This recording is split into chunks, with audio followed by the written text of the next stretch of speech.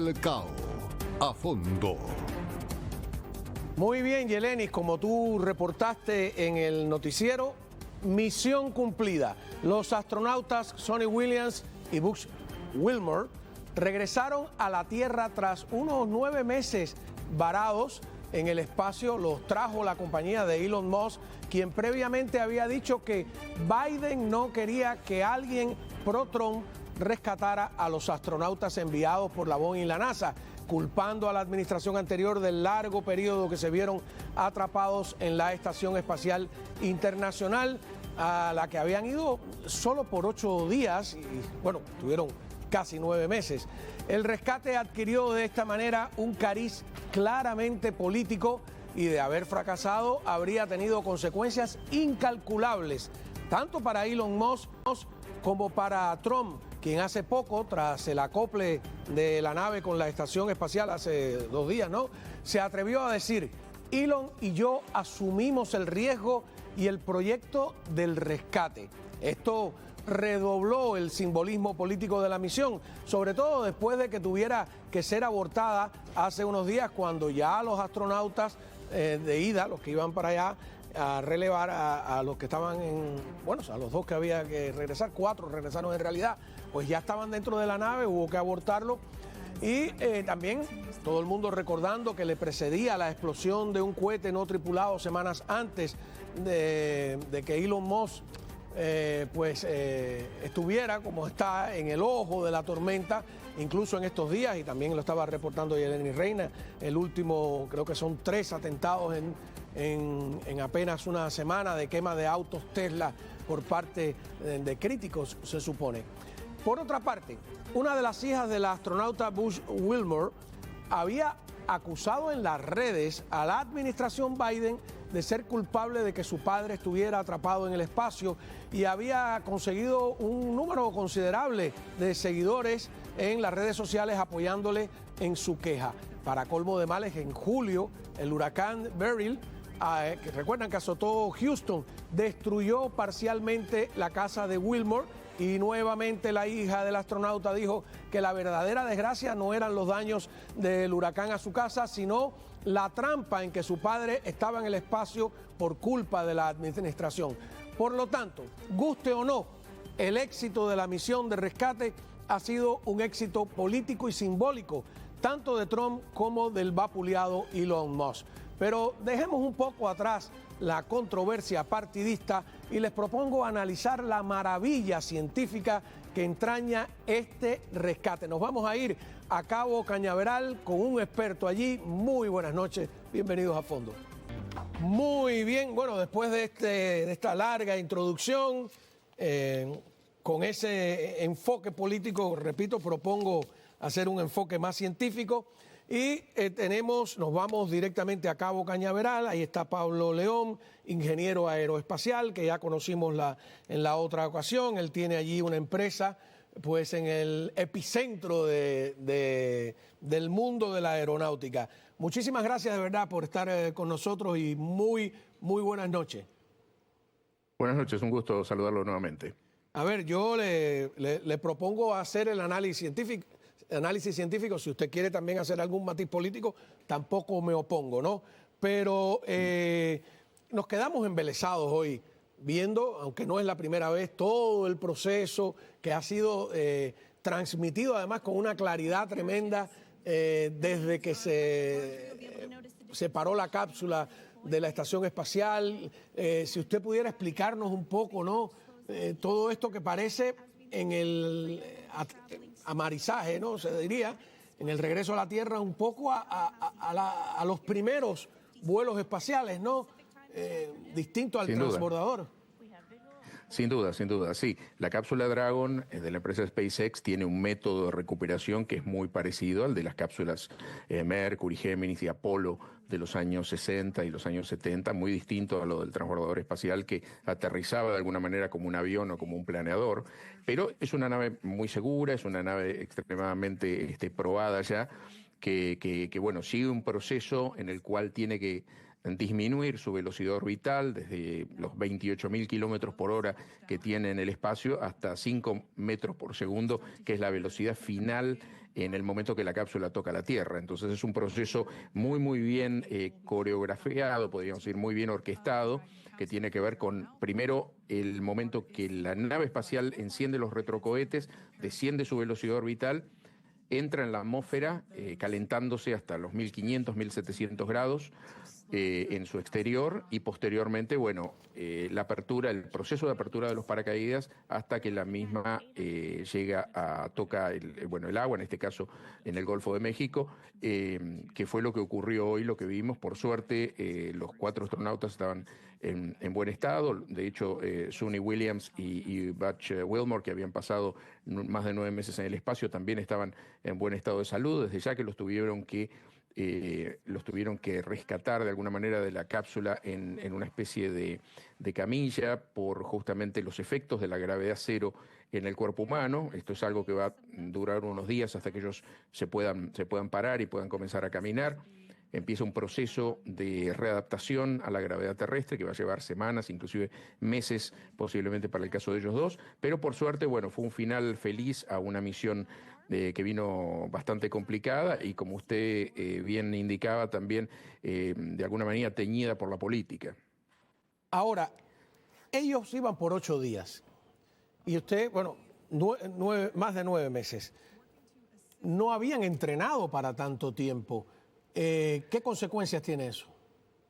En realidad los dos eran astronautas muy experimentados que tenían varias misiones anteriores. De hecho, Suni Williams había tenido una misión de, si mal no recuerdo, de 6 meses ya en la estación espacial hace unos pocos años, con lo cual era gente altamente profesional, que tenían un grado de entrenamiento muy alto, un conocimiento de la estación espacial muy amplio, con lo cual después de, digamos, la sorpresa inicial, de hecho, de tener que ir a probar una nave por 8 días y terminar quedándose más de 9 meses, una vez que ellos entendieron, bueno, cómo era la situación, y seguramente lo hablaron con sus familias también y todo, quedó claro que tenían que sacar el mayor provecho posible de esa estadía más prolongada, con lo cual ayudaron a una cantidad de experimentos y reparaciones y mantenimientos que había que hacer en la Estación Espacial Internacional, con lo cual, de alguna manera, es gente, bueno, muy experimentada, gente que sabe lo que está haciendo, y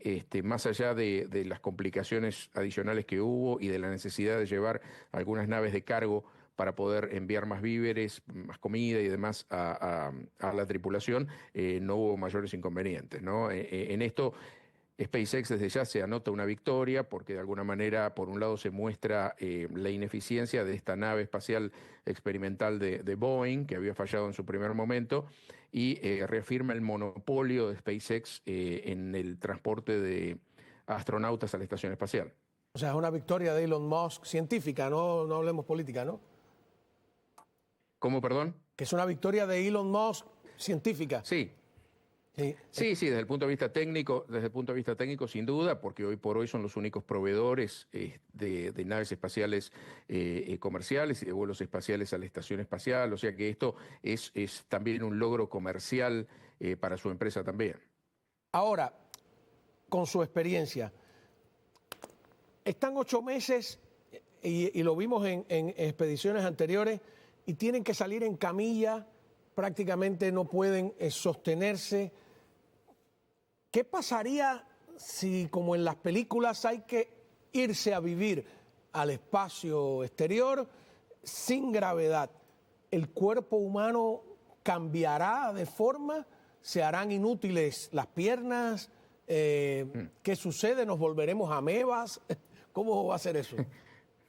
Bueno, en realidad, los órganos que no se utilizan, y en este caso las extremidades, se atrofian, ¿no? Entonces hay un proceso de atrofia a los músculos que, en particular en el espacio, como los astronautas están flotando y no utilizan prácticamente las piernas, salvo para agarrarse, estas pierden de alguna manera su función, ¿no? Hasta ahora el récord humano de permanencia en el espacio es del orden de los 430 días. un cosmonauta ruso, Valery Polyakov, hace unos cuantos años estableció ese récord y por ahora se mantiene como el récord humano de permanencia en el espacio. O sea que nosotros sabemos que seres humanos pueden estar ese tiempo sin que haya efectos permanentes, ¿no? Pero si estamos hablando de hablar años en el espacio, el problema no es tanto mientras uno está en el espacio, sino cuando regresa a una gravedad como la terrestre, donde tiene que sufrir un proceso de adaptación. Hoy por hoy no sabemos cuánto es la estadía máxima de un ser humano en gravedad cero antes de que se pueda volver a vivir en la Tierra.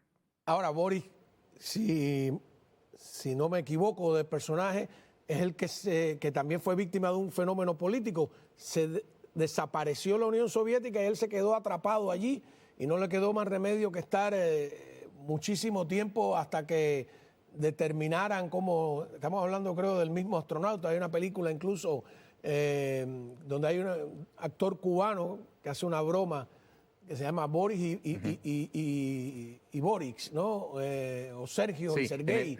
Sí, Sergio y Sergei, exactamente. Bueno, en este caso el cosmonauta ruso es Sergei Krikalev, que se tuvo que quedar creo 6 meses más porque al primer momento no estaba claro, una vez que se desintegra la Unión Soviética, no queda claro quién iba a ser el ente responsable, el organismo responsable de rescatar a ese cosmonauta. Entonces, cuando regresa a Tierra, es el último cosmonauta que tuvo la bandera de la Unión Soviética en su traje espacial. Así que dice que es el último soviético también. Fue el último, sí, así es. Vamos a ir a una pausa. Me gustaría hablar precisamente de los trajes. ¿Cuánto han cambiado los trajes? Que usted nos cuente un poco de cuál es su rol en esta aventura, ¿no? de la experimentación fuera de nuestra atmósfera, para llamarle de alguna manera. Gusto. Regresamos enseguida. Estamos hablando con Pablo León desde Cabo Cañaveral en un día histórico hoy por muchas razones. Volvemos a la Tierra de los dos astronautas de Buzz Wilmore y también de Suni Williams. Ella es ex capitana de la Marina y él también, ex capitán Marine, que han sido astronautas anteriormente y que regresaron a la Tierra exitosamente. Y estábamos hablando con Pablo León desde Cabo Cañaveral. Él es un ingeniero aeroespacial y que nos hablaba del aspecto comercial que tiene esto, porque esta es de alguna manera la aviación civil, pero aeroespacial, y del aspecto científico. Hacemos de nuevo contacto con Pablo y hay algunas cosas que nos llaman la atención a los materiales, por ejemplo. Los trajes de los astronautas, aunque hemos vuelto un poco a la época, hemos regresado a la pretransbordador espacial, notamos algunos cambios en los materiales. Los materiales lucen distintos, los materiales de la propia nave, los materiales de los trajes parecen más ligeros. ¿Sabe algo de este tema? Sí, bueno, desde los años 60 que los trajes espaciales, por ejemplo, del programa Apolo hasta ahora, han sufrido muchísimos cambios porque los materiales en realidad han cambiado mucho. Hoy tenemos fibras de carbono, tenemos Kevlar, tenemos tenemos la tecnología de la impresión 3D, etcétera. Entonces, eso ha permitido un salto evolutivo en cuanto a los materiales que se usaban anteriormente, décadas anteriores. Muchos de ellos materiales orgánicos, se utilizaba látex, se utilizaba goma, etcétera. Esto ha cambiado mucho y también los métodos de fabricación, ¿no? Esto ha permitido de alguna manera cambiar radicalmente la forma que se fabrican los trajes espaciales y en Son más algunos casos, ligeros en la ha impresión, facilitado ¿no? la tarea de los diseñadores también, ¿no? Que decía que me parece todo más ligero, todo. Los trajes, la nave, los instrumentos, es como la nota principal, ¿no? Más fuerte, pero más ligero. Sí, bueno, yo trabajé como consultor para la empresa SpaceX cuando ellos estaban comenzando el desarrollo del traje espacial. Y una cosa que me llamó la atención cuando recibo los primeros documentos de qué era lo que estaba buscando SpaceX con el tema del traje, decía: "It has to look cool", tiene que parecer bonito, ¿no? Y yo antes nunca había visto en un documento técnico de un traje espacial que tenía que ser lindo, que tenía que ser atractivo, porque lo que tiene que ver digamos, con la estética es algo que está totalmente fuera de la ingeniería aeroespacial. Lo que importaba, bueno, era que pudiera hacer su función, la seguridad, etcétera. Y de repente me encuentro con ese documento que decía tiene que ser bonito el traje espacial, ¿no? Entonces, eso se ve un poco que tanto la nave espacial Dragon como los trajes espaciales tienen un poco la impronta así de Tesla, ¿no? De la cosa más estética y todo eso, cuando en realidad en la ingeniería espacial eso era algo totalmente secundario. Mire, y usted ha tocado un tema que a mí me ha llamado siempre la atención. Cómo la ciencia real ha copiado estéticamente a la ciencia ficción, tanto en las novelas como en las películas. Hay muchas cosas que vemos hoy que la vimos por primera vez en el cine o que la leímos por primera vez en las novelas y que es una preocupación del mundo comercial. El mundo estatal no se preocupa por la estética de los que venimos de Cuba. Bueno, los rusos eran famosos, nos burlábamos de los rusos, le decíamos los bolos, porque eran toscos en todo, ¿no? Y yo creo que más que por ser ruso es porque era un mundo estatal. Así que el mundo comercial se preocupa por la estética porque te está vendiendo un producto, ¿no?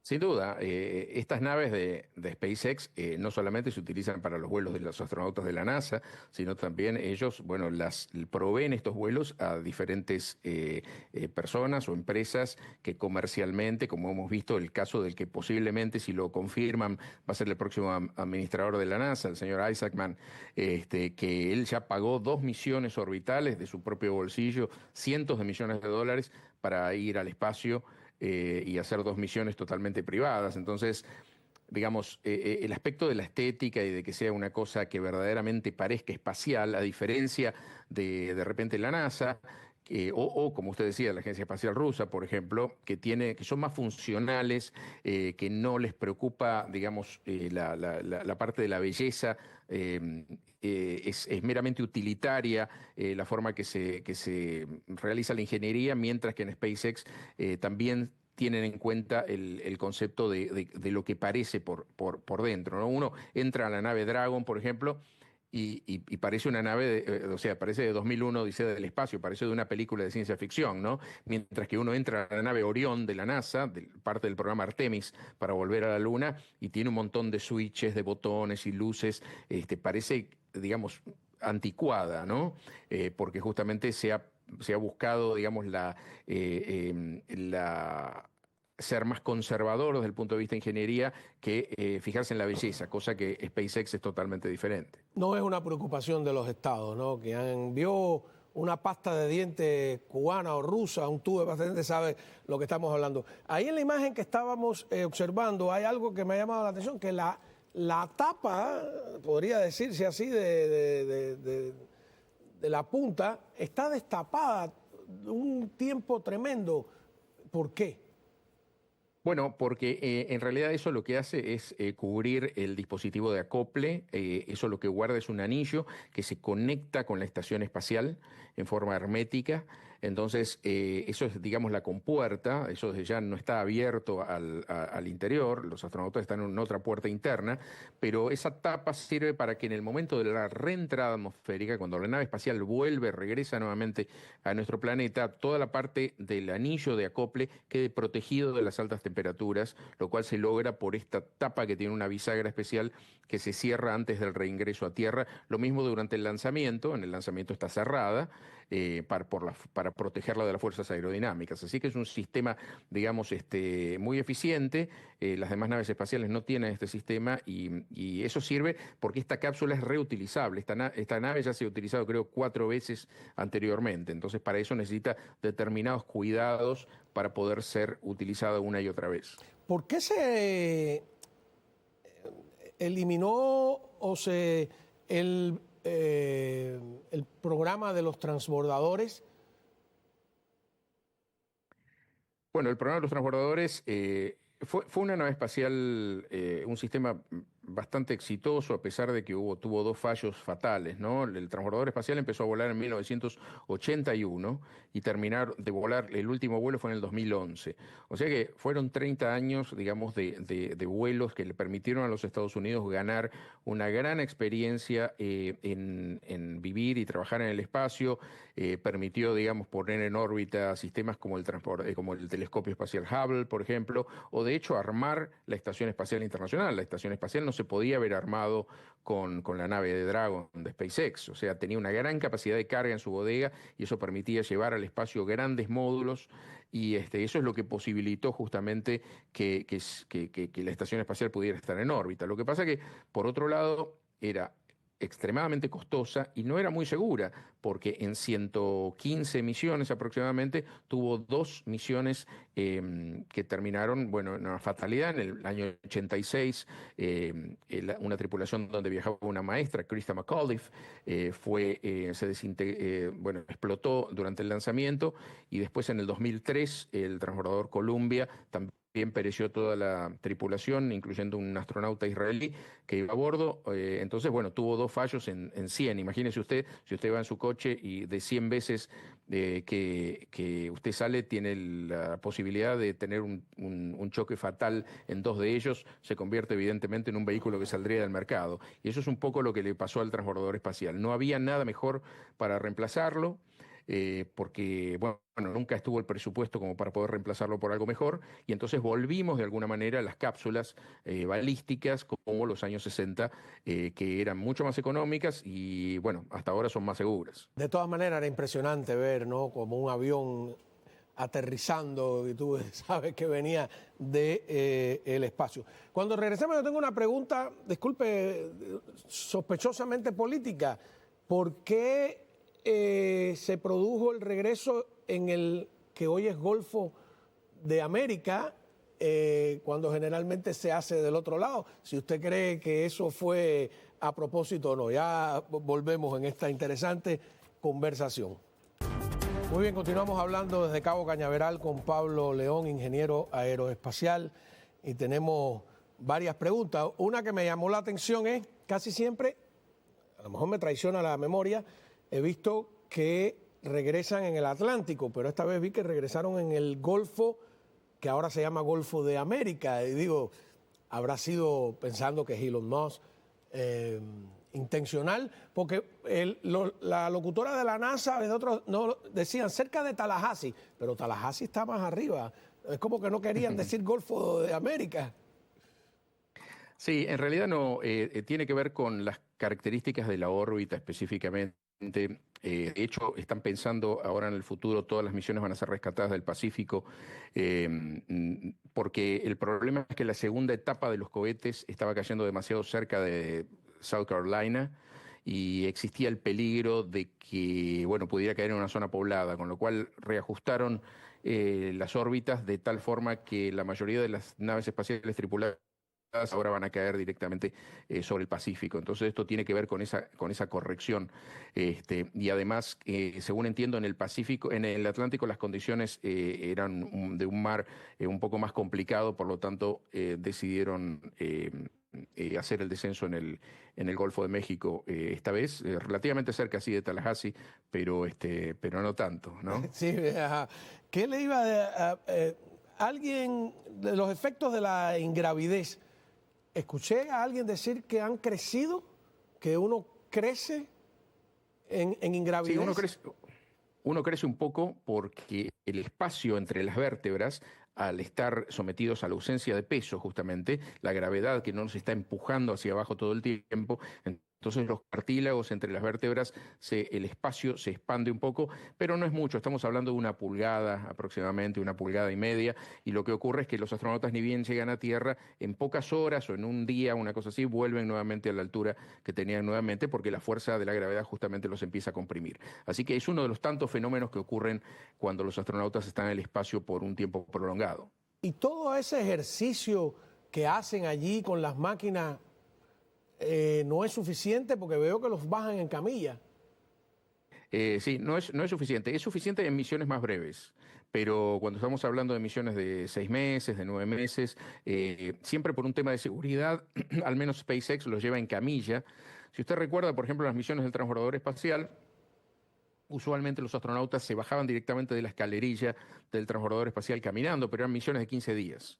Aquí estamos ante otra realidad y por eso, y además porque son rescatados en el agua y a veces, bueno, hay, por supuesto, hay olas y eso hace que el medio ambiente del barco sea más inestable, lo que contribuye de repente a marear al astronauta un poco más. Por una cuestión de seguridad, lo recuestan ahí sentado, ya lo llevan a un lugar donde lo recuestan por más o menos media hora, una hora, hasta que están en condiciones de llevarlos con un helicóptero hasta el lugar, un lugar intermedio donde por avión los llevan al Centro Espacial Johnson en Houston, justamente para, bueno, hacerle una serie de testeos médicos y posteriormente empezar a reacondicionarlos, a reacostumbrarlos a la gravedad terrestre.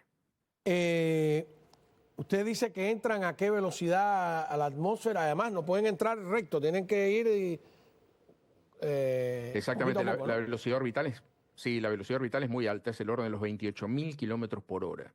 Entonces, ¿qué pasa? Los retrocohetes empiezan a bajar esa velocidad para que empiece a ingresar en las capas superiores de la atmósfera. A medida que la cápsula se encuentra con moléculas, las primeras moléculas de aire, empieza a frenar todavía más su viaje, lo que produce un gran calor, que es, los astronautas están protegidos por un escudo térmico que tiene la cápsula en la parte de abajo, se pone prácticamente de color rojo de esa manera disipan toda esa velocidad y esa energía hasta que posteriormente se abren los paracaídas, primero unos paracaídas muy pequeños, después unos paracaídas más grandes, que bajan la velocidad hasta el orden de los 20 kilómetros por hora aproximadamente, que es la velocidad con lo que tocan agua y a partir de ese momento, bueno, ya efectivamente están en tierra y proceden a las operaciones de rescate como vimos hoy en el paso final de esta misión, ¿no?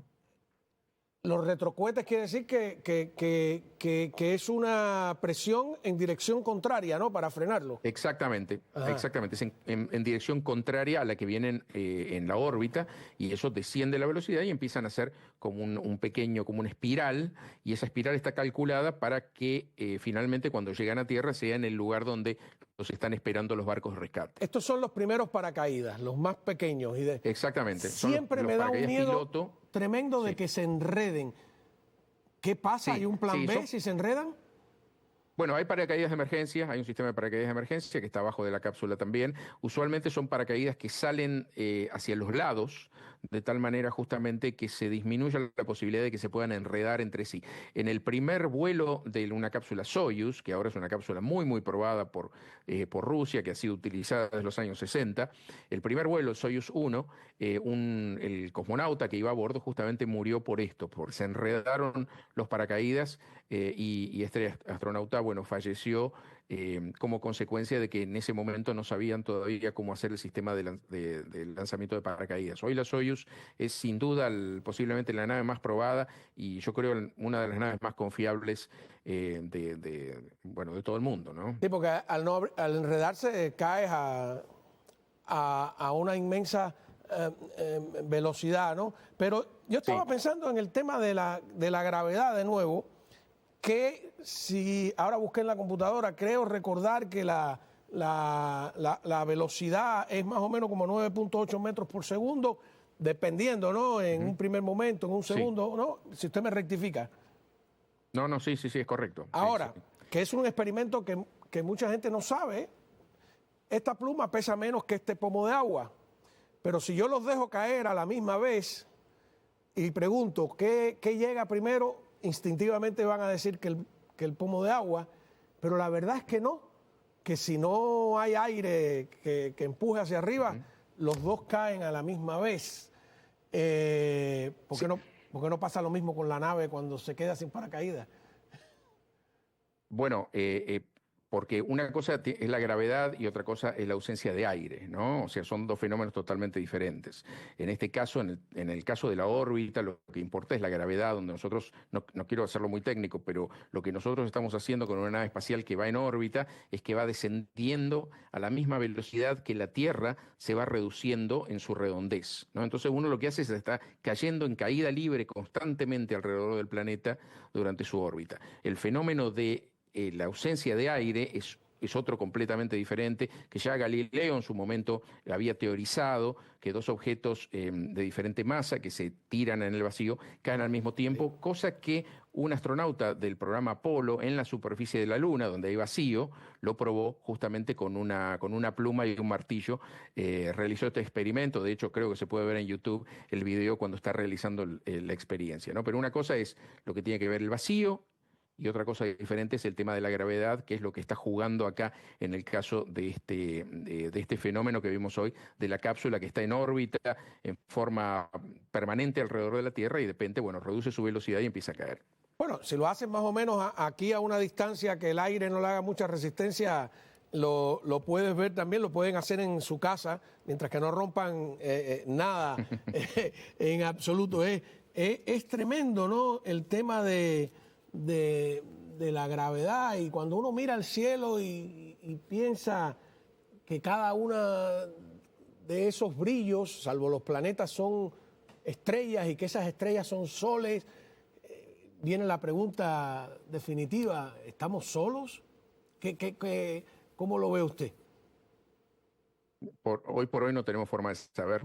Lo que sabemos es que la única vida, y especialmente vida inteligente, está aquí en el planeta Tierra, y esto es más que nada no porque pensemos que somos únicos en el universo, sino que desde el punto de vista científico no tenemos certeza de que sea de otra manera, ¿no? Uno a veces ve esos reportes de que vieron un ovni, un plato volador en un lado, los marcianos, etcétera, etcétera. Hoy por hoy, digamos, eso no tiene ningún asidero científico, ¿no? No hay ninguna prueba que nos diga que hemos sido adoptados ni en el pasado ni en el presente por ninguna inteligencia extraterrestre.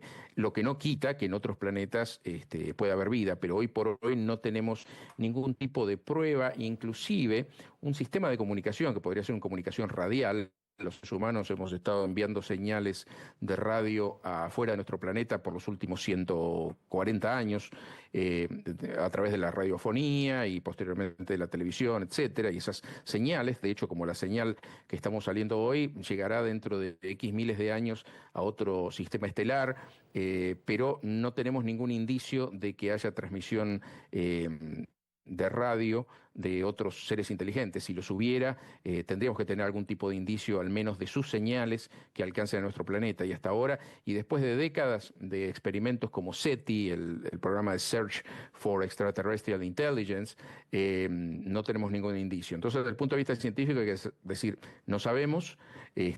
Todo parecería indicar que la vida existe más allá del planeta Tierra, pero no hay ninguna prueba. Bueno, nada, me entusiasma la idea esa de que tengo unos televidentes dentro de 10 millones de años en la galaxia X35, ¿no? Nos queda pendiente, sí. Nos queda pendiente, Pablo, otro encuentro para que usted me hable un poco del trabajo que hace, de qué hace Artemis y de su visión sobre esta impronta del mundo privado en algo que hasta hace poco era exclusivo del gobierno. Y en Estados Unidos, en ese sentido, estaría a la vanguardia del mundo, porque en el resto de los países que sigue siendo el gobierno el que controla completamente la exploración espacial. Un gustazo, Pablo. Igualmente, hasta luego, gracias. Cómo no, nos vemos en el próximo Planeta. Vamos a una pausa y regresamos a ver, bueno, hay que hablar de la guerra, porque aquí en la Tierra no sabemos si llegaremos a ver el futuro si nos matamos a cañonazos. Volvemos enseguida.